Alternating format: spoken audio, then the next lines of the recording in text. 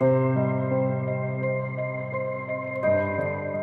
first one, Dr. Catherine, is for you as a follow-up to what we have just discussed here. We have a question from our comrade Marlise from the Health Justice Initiative, and she was one of the initiators of this whole series of panels. So Marlise asks, just as a follow-up to this question of the lack of value on African lives, how can we really form one solidarity within Africa with keeping that lack of value on African lives in mind, but also how do we form true solidarity with the global north? So kind of building on what Desta has just been saying, I brought up that issue that you had raised about being unable to shame the shameless. How do we build real solidarity with the global north?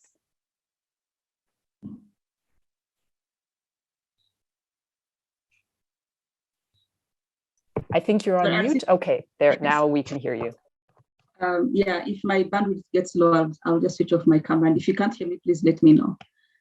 Yeah, so where to start? And I think maybe the place to start is greater awareness of what's going on. And to say that what we are seeing right now is the system working exactly as it was designed. This is not the saying which says it's not a bug, it's a feature. The system is working exactly as it was designed. I think once we come to that realization as Africans, then we have to ask ourselves, is this the system that we want for ourselves? Because global health practice is supposed to be a system that is for everyone. But in theory, it's a system where, all of us, we're a global community. And so we practice things that benefit all of us. But in practice, it's a system where people with power and influence do things for people without power and influence. That's how the system has been. It's been like that, for many years. Desta just mentioned about this whole colonial approach to global health, and there are other debates about decolonization and all that. So the system is working exactly as it was designed, and it's been quite fascinating. For instance, watching how rich countries have successfully rebuffed, to be shamed into doing something right for the first time in the midst of a global pandemic, the first major global pandemic in our lifetime. To do something different, but maintaining the status quo that IPs are so sacred. We can't do anything to IPs, 2 years in a pandemic that has sort of upended everything we know about what's normal and, what it means to be human. It has upended it, but IPs are so sacred. Rich countries cannot rock this boat because otherwise things are going to happen.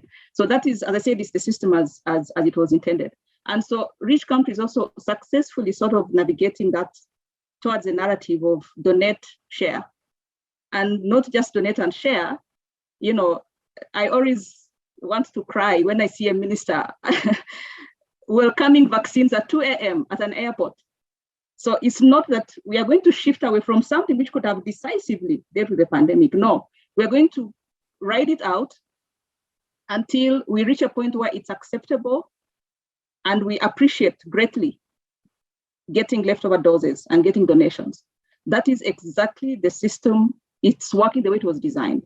So that's what I'm saying, that for us as Africans, solidarity starts from recognizing that this is the system as it has existed. What COVID has done is put it out there for all of us to see.